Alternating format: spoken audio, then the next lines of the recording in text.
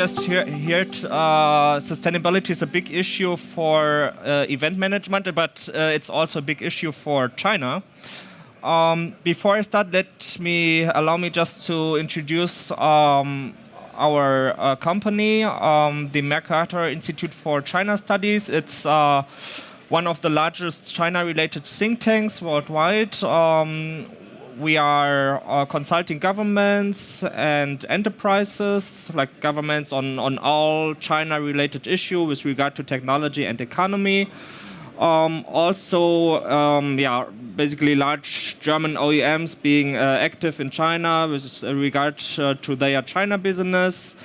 Also a lot of SMEs. And what might be particularly relevant for today is that we also have a service with regard to sustainability in the supply chain, which is a big issue for many German companies, for European companies, and especially also for the promotional product industry.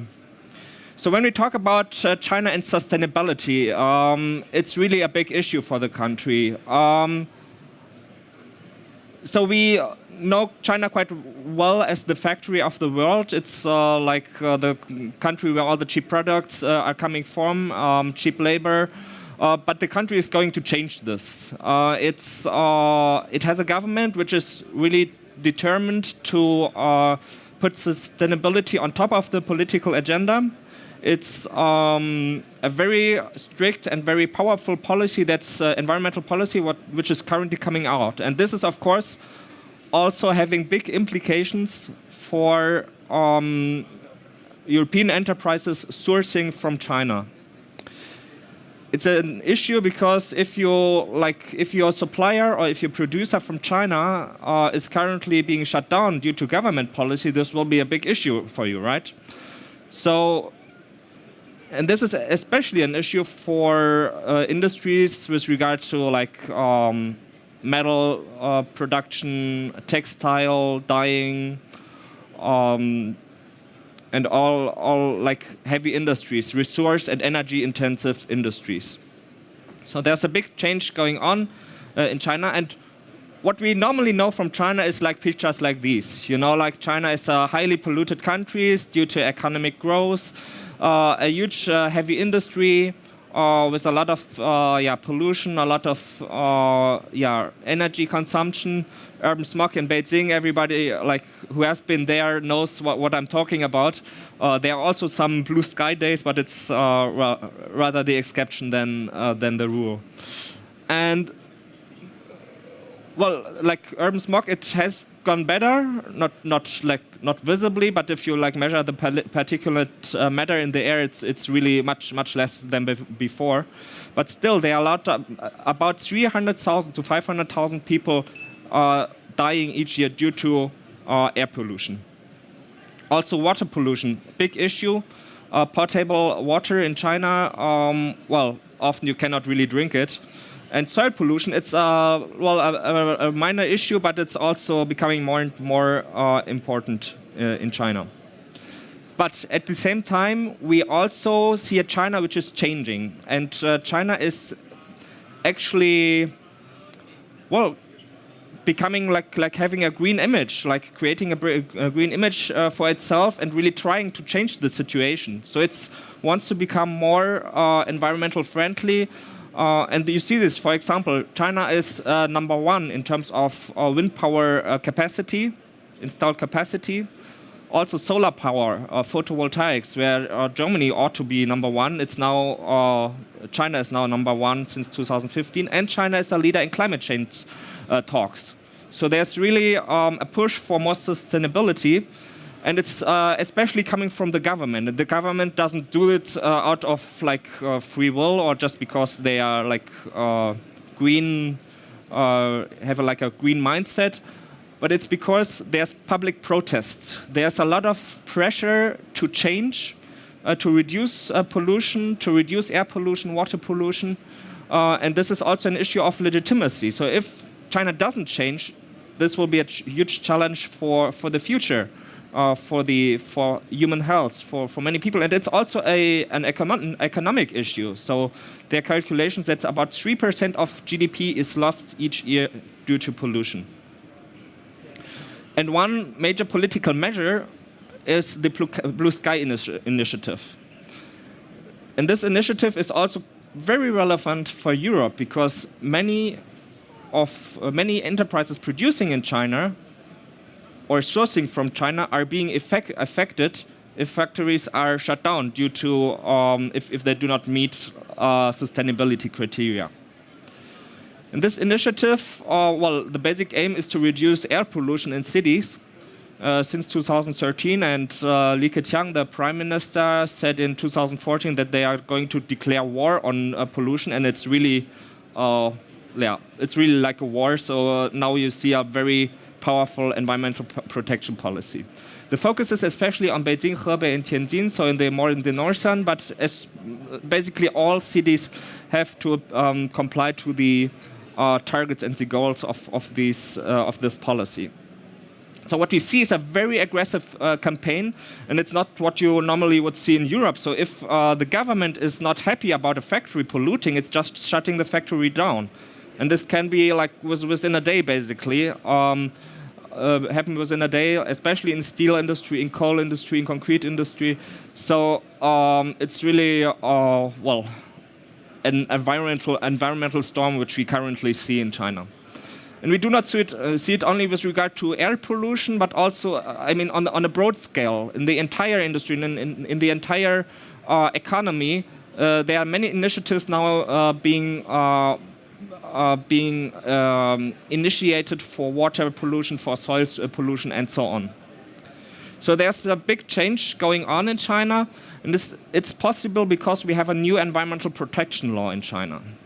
This law is very different from what we have before. Like China is well known for being not so effective in terms of implementation of its policy, in terms of enforcement, like really doing what it's written on its paper. But this law has really teeth. So it's really what it can do. For example, you have unlimited daily based fines for polluters. So before you could, if like you had a polluting factory, you could fine at maximum 1 million renminbi, which is like 150,000 euros. So it's not really much. And like the result was that, you just pay the fines and you continue what you do. So it's cheaper not to comply than to comply. Also, but the new law changes this. Now you have unlimited fines on a daily basis. And arrests for people being responsible for the pollution. Also, big issue. Has been used now quite often. Then also some other new rules like polluters are requiring to disclose broad environmental data, right to litigate for NGOs. Also a big issue. There have been now 90 cases where NGOs litigated and brought cases to court against polluting enterprises. Also better protection for whistleblowers in authorities and enterprises. It's also included in the law. So we have a new instrument at the central level, which is really changing the current situation, and this is quite powerful. Also, we have a new environmental tax system for cleaner production. And what is quite clear that this new act will actually increase the tax burden for enterprises. So in the past, you have had like a system for pollution fees, and now you have this tax system, which basically increases the taxes you have to pay for emissions. So if you emit like COD or SO2, like all these pollutants, you have to pay a fee, and it's much higher now than it was in the past. And this will, of course, also increase the costs for pollution and gives incentives to carry out cleaner production. In the end, like it's a bit a complex system, but the provinces themselves can actually determine the level of the environmental tax. It's like some provinces are a bit higher, like Jiangsu, Guangdong, Shanghai. They're quite high. There are others with a bit lower tax. But what is the effect? What do we really see in China? What's the result, the consequence of these new laws? What we see is that since about 3 years, we see a completely different situation in China. China, where policy enforcement is really powerful and going through and having an effect on the ground. How do we see this? For example, since about especially last year, there's a big campaign against polluting enterprises. Many factories being shut down temporarily or permanently. In many industries, in many polluting industry, especially the steel industry is being targeted, but also like the dyeing industry, coal industry. But basically all industries, to a lesser degree, all industries are being affected, like the plastics industry. And of course, these are also industries which are important for the promotional product industry. So what you see here, just to bring some statistics, you see the number of arrests has gone up since 2015. The number of factory shutdowns has gone up. And also the fines which have been levied on enterprises have gone up. And that's basically also what we hear from our customers in China, what their experience on the ground are with like in interaction with their suppliers and producers. So for them, it's there are many reports also from foreign enterprises and their production in China that the environmental inspection have become more intense, more going through, also more frequent. So it's not like in the past. So if you pollute in China and you do not change, you really have to fear that you are being caught, and that's different from the past. And this also changes the games of the rule of the game. So what does this mean for the European promotional product industry? I would say it's a systemic change, because you cannot count on China as a supplier as in the past. The new environmental protection policy, it's really putting pressure on heavy industry, on polluting industries, and it's not so much about like whether the single enterprise complies or not. It's also about a economic restructuring. So there are some industries which the government likes more and some less.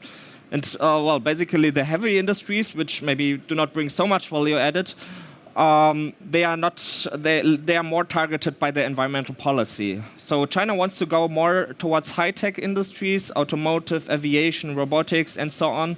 And heavy industries, it's rather, they do not really like it, and they put pressure on these industries. So for these industries, it's becoming more and more difficult in China to maintain their business. So they are crowded out of the market or pushed out of the market. And there are many policies, especially by the coastal areas, where these industries are pushed away. And there's I would say for the next 10 years, there's no future for these industries in the coastal areas. So they are pushed more inwards, like to the hinterland, or like the central China, less wealthy regions. So normal production like Jiangsu or Guangdong, they are more going towards high tech. So in this policy also creates price increases, because what we see in China, we do not only have new laws with regard to environmental protection, but also higher emission standards. And if you really want to comply with these emission standards for air and water, you have to invest more in clean production. And this basically increases the prices. So there will be a price pressure going up for many industries. Of course, I mean, there are also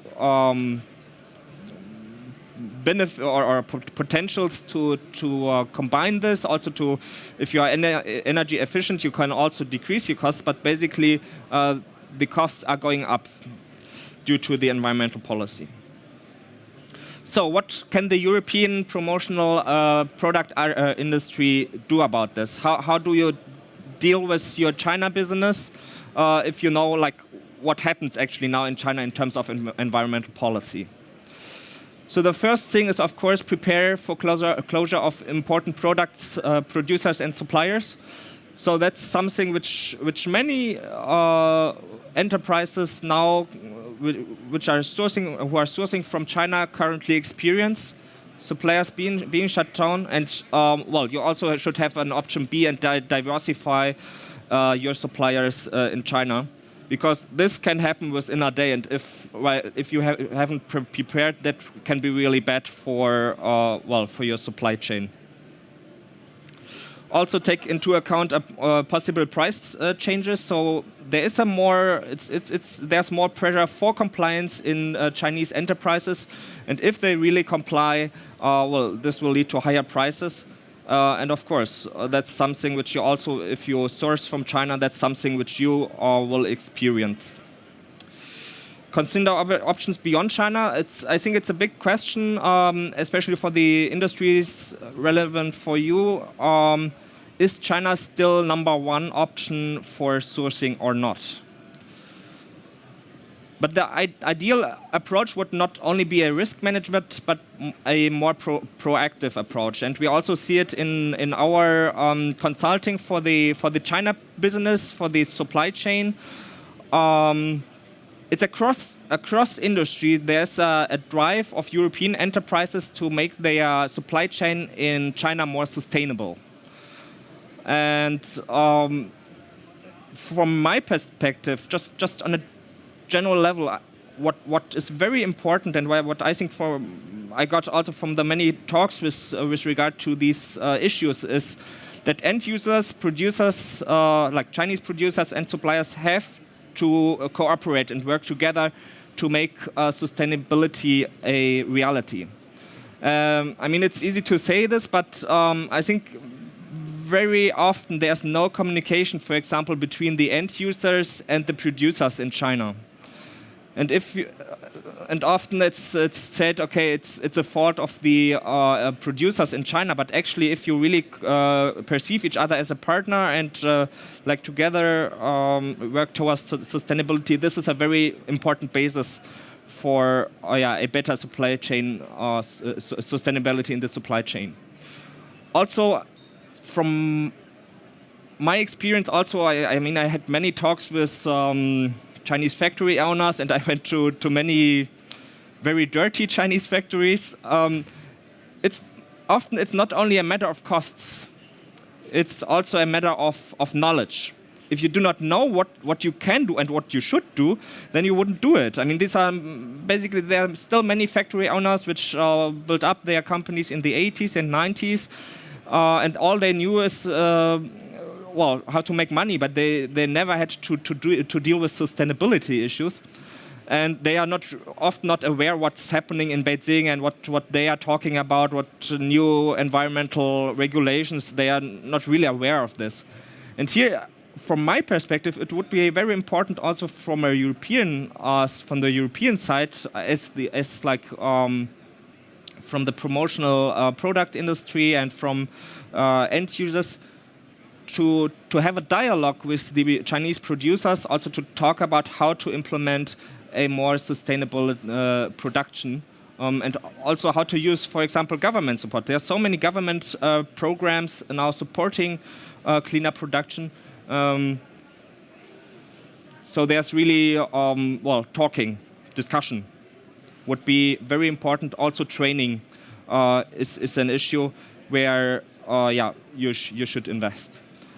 Also for the end users, of course, it's a matter of in terms of product design. Like the product managers, they have, of course, to take into account sustainability issues. So very often I experience you have like the sustainability departments within the enterprises, and they have, they are quite eager to implement these policies, or more sustainable policies, but they do not really have the power to push through their position within the enterprise. And here, there needs to be a more collaboration between, for example, product managers or also the sourcing departments, and not only take into account price criteria, but also sustainability issues. And lastly, meta-SIDEX audits. I think it's a minimum criteria which should be considered when sourcing in the supply chain. There are many enterprises now having meta-SIDEX audits. And to be clear, I mean, this is not about like a very high level of environmental protection. It's just about compliance. If you have these audits, it just says that you comply in China with the environmental regulations. And of course, some end users also do this, and I would say it's for them it's quite successful to do random inspections by themselves, because we also had I also had quite sometimes the experience that you went into a factory and they said, okay, we have certificate ABC, and you just go there and you see, okay, the conditions really do not meet what's with the requirements of the certificate. So there's also like a certain level of corruption in China that you cannot really count on audits always. So with these points in mind, let me conclude, and I will be happy to take your questions. Thank you. Thanks a lot, Mr. Wübbeke. Very comprehensive and very important topic.